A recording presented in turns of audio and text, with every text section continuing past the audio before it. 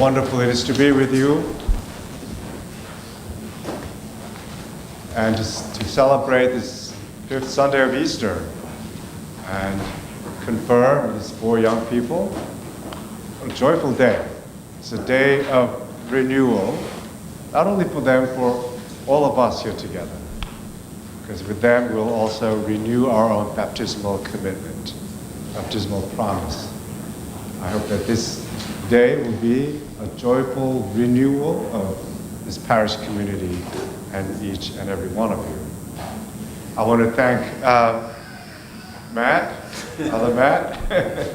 for all this preparation of the work and pastoral care and leadership here. He's done for how many years now? 12 years. 12 years. Oh my goodness, give my hand. Thank you. Thank you for all the work and service that you've done. And I want to thank all of you, especially the leaders of this parish, vestry members, the wardens and the vestry members, for your care and commitment to each other. And most importantly, the commitment to Jesus. Because that's why we're here. We're here for no other reason than Jesus.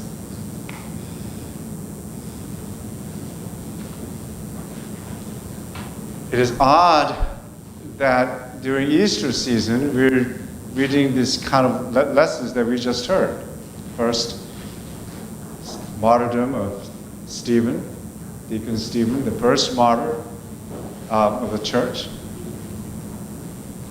And then Peter, first letter of Peter, talking about the living stone, the stone that was rejected, but becoming the chosen stone, living stone by God. And then Jesus, talking about in chapter 14 of John, this is actually a Passover scene. He's talking to his disciples about various things, and he's actually talking about him going away. He's foretelling them that he's not going to be with them.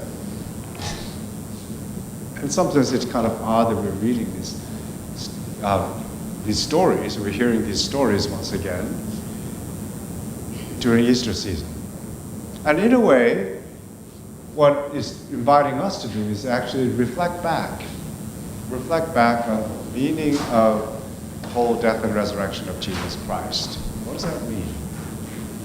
What does that mean? Just as disciples probably have done after the resurrection and the crucifixion of Jesus, they were gathered and they were trying to figure this out. What just happened? They were traumatized. You can imagine, right? They loved their teacher. They staked all their lives. They gave up everything, left everything behind, and then their leader, their teacher, is crucified, and they're traumatized, hiding in this secret place and trying to figure this out, recalling all the things that Jesus taught them and told them, and things they had done. And that's what we're invited to do in a way. Recalling, what did Jesus say? What did Jesus do?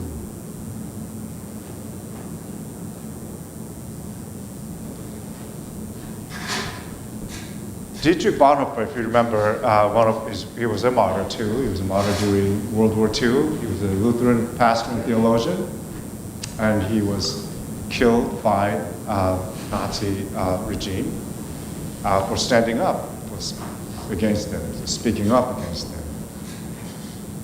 He said this: "It is a fellowship of the cross that shares the burdens of the other. A fellowship of the cross that shares that is concerned with the burdens of the other." If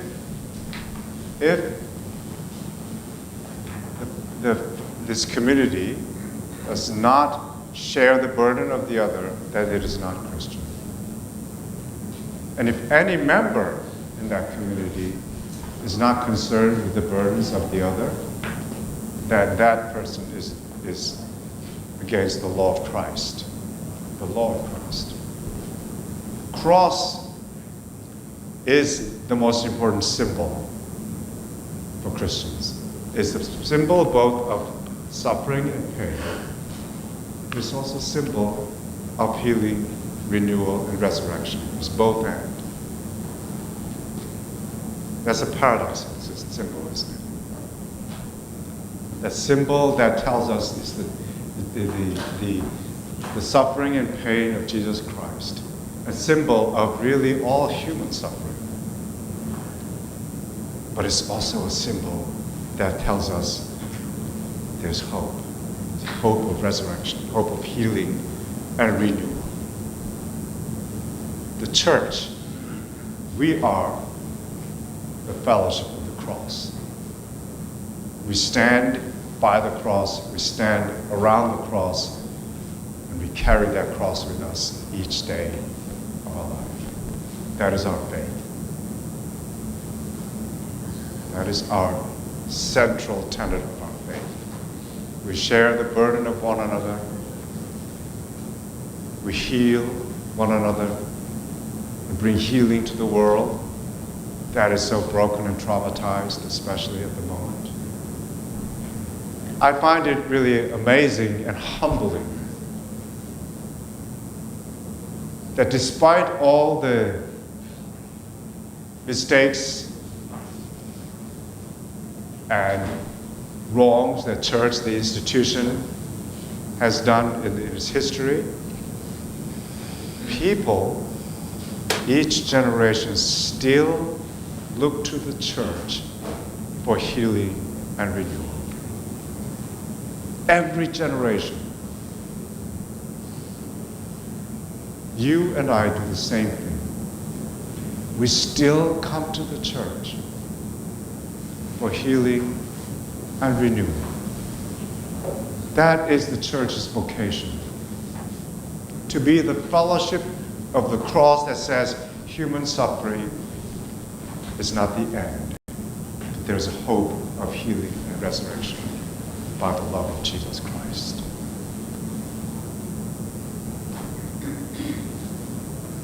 Each generation, every generation, think back. Some of you may remember 9/11, some of you don't. You're not too young for that. But remember after 9/11, everyone flocked to the church. Church was packed, filled with people. People who have never set foot in the church for years. People who never knew the church. They still came to church. Seeking healing and renewal.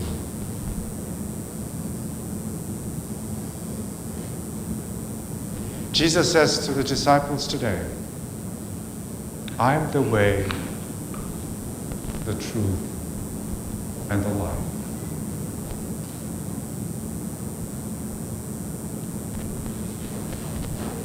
Jesus is the way of love, healing love.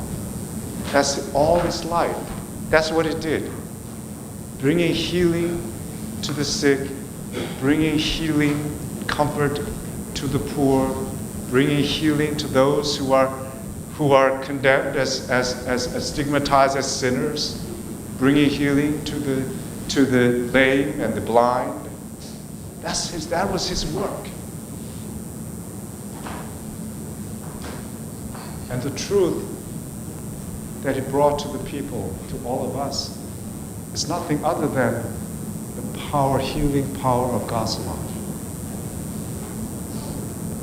And life, the way of life, is exactly that. I believe this world we live in today needs that love right now, more than ever. The world is hungry, and thirsty, and seeking for that healing love right now.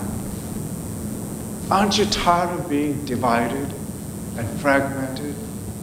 Aren't you tired of seeing all this violence out there? Aren't you tired of wars? I am. I need some healing. The world is in need of deep healing right now.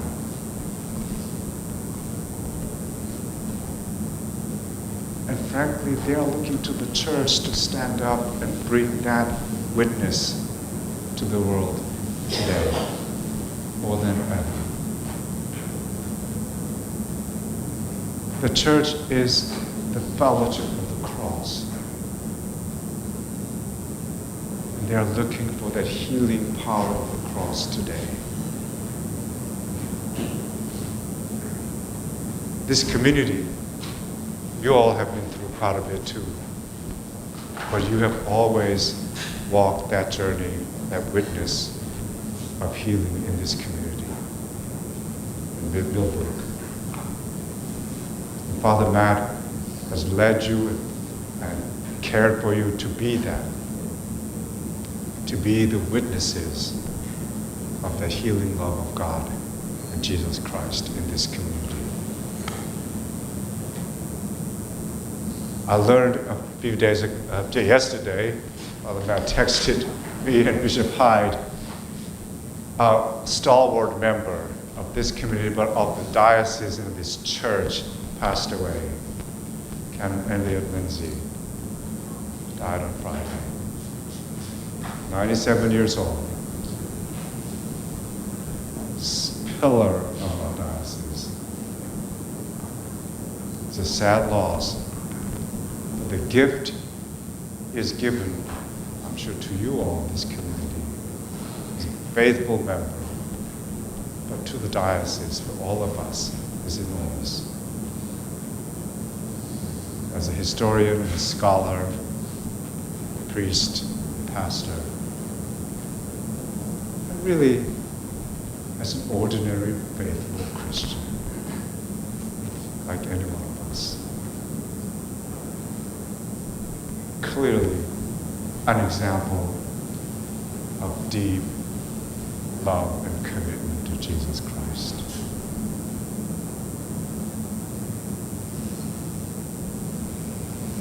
As we remember Father Lindsay, remember, hopefully,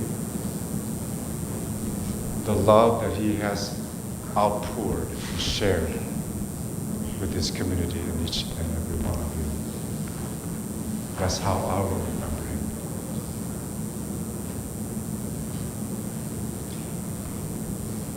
When it comes to faith, we often seek some certainty. And that's what Thomas and Philip are doing. Thomas is saying, well, where are you going? I don't know where you're going.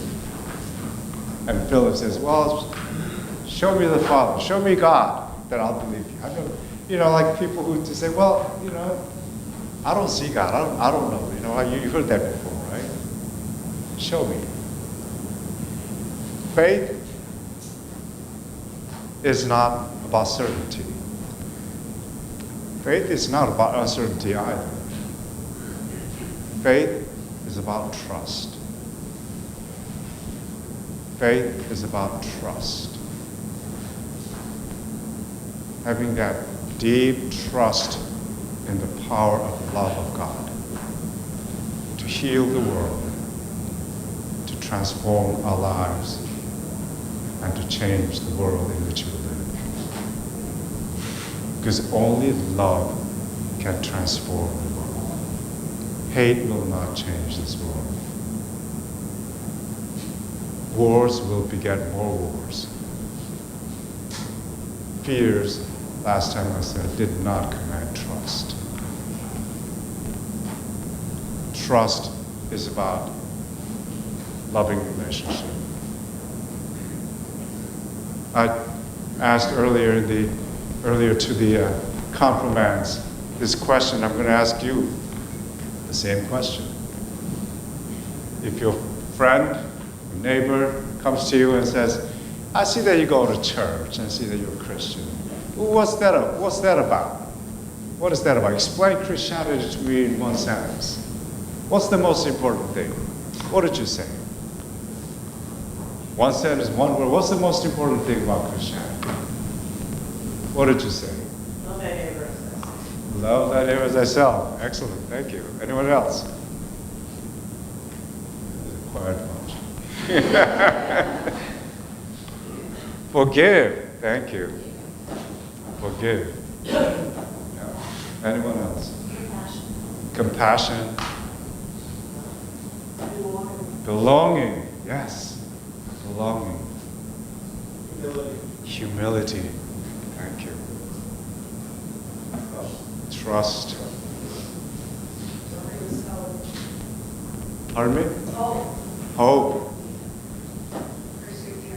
Perseverance. Sacrifice.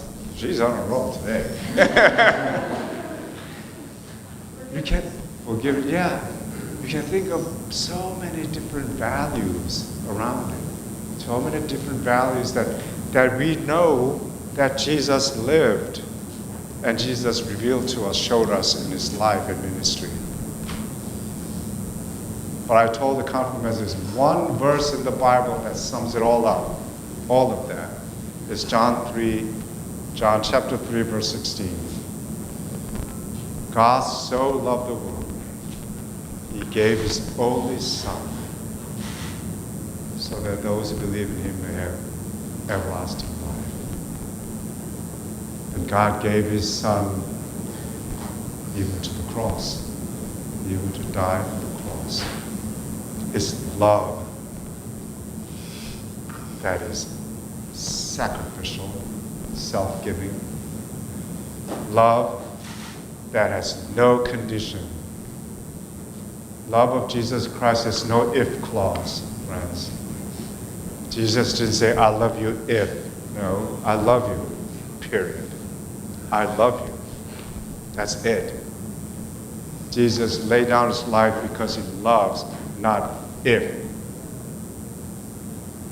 And then this love has no shelf life. There's no end to it. It's sacrificial, it's unconditional, it's never ending. Friends, we as Christians are the stewards of the most amazing love you can ever think of.